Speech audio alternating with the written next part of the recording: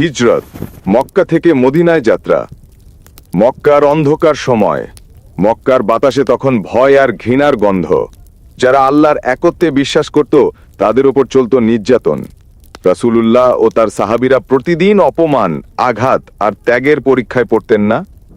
বিলাল রাদিয়াল্লাহু এর শরীর গরম বালুর ওপর ফেলে পাথর চাপিয়ে দেওয়া হতো মুসলমানদের। তবুও তারা বলতেন আহাদ আহাদ, অর্থাৎ এক আল্লাহ, এক আল্লাহ। আল্লাহর নির্দেশ। এক রাতে রাসূলুল্লাহ গভীর চিন্তায় নিমগ্ন। ঠিক তখন আল্লাহ তাআলা তাকে নির্দেশ দিলেন, হে মুহাম্মদ, তোমার জন্য মক্কা এখন নিরাপদ নয়। তোমার জন্য অপেক্ষা করছে নতুন ভূমি, ইয়াসরিব, বর্তমান মদিনা। এই খবর শুনে সাহাবীরা ধীরে ধীরে গোপনে মদিনায় চলে যেতে শুরু করলেন। মদিনার মানুষরা, আনসাররা খোলা হৃদয়ে তাদের স্বাগত জানালেন। হত্যার ষড়যন্ত্র। কুরাইশরা বুঝল যদি মুহাম্মদ মদিনায় পৌঁছে যান, ইসলাম আরও শক্তিশালী হয়ে যাবে। তারা এক ভয়ঙ্কর পরিকল্পনা করল। বিভিন্ন গোত্রের তরুণদের নিয়ে রাসূলকে রাতে হত্যা করবে। কিন্তু আল্লাহ তার প্রিয় রাসূলকে রক্ষা করলেন।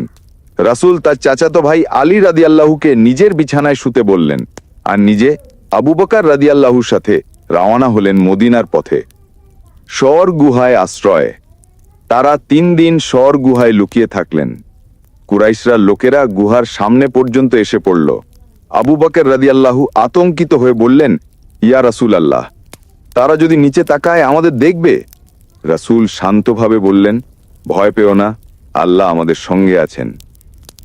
গুহার মুখে মাকড়সা জাল বুনে দিল, কবুতর বাসা বাঁধল। তারা ভাবল কেউ এখানে নেই, আর ফিরে গেল। আল্লাহর অলৌকিক আমতে তারা নিরাপদে রইলেন। মদিনার পথে। 3 দিন পর রাসূল ও আবু বকর মরুভূমির পথে যাত্রা করলেন। রোদ, ধুলো আর অনিশ্চয়তার মাঝেও তাদের হৃদয় ছিল বিশ্বাসের আলো। পথে সুরাকা ইবনে মালিক নামের এক আরব তাদের ধরতে এলো পুরস্কারের আশায়। কিন্তু তার ঘোড়া বালিতে ডুবে গেল। সে বুঝল এ মানুষ আল্লাহর সাহায্যে চলছেন।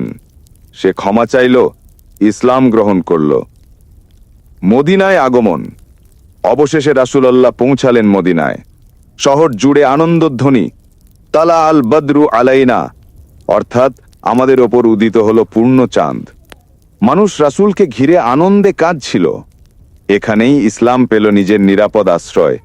এখানেই গড়ে উঠল ইসলামী সমাজ, ন্যায়, ভ্রাতৃত্ব ও শান্তির ভিত্তি। শেষ বার্তা। হিজরাত ছিল শুধু এক শহর থেকে আরেক শহরে যাত্রা নয়, এটি ছিল অন্ধকার থেকে আলোয় যাত্রা। ত্যাগ, ধৈর্য আর বিশ্বাসের প্রতীক এই হিজরাত।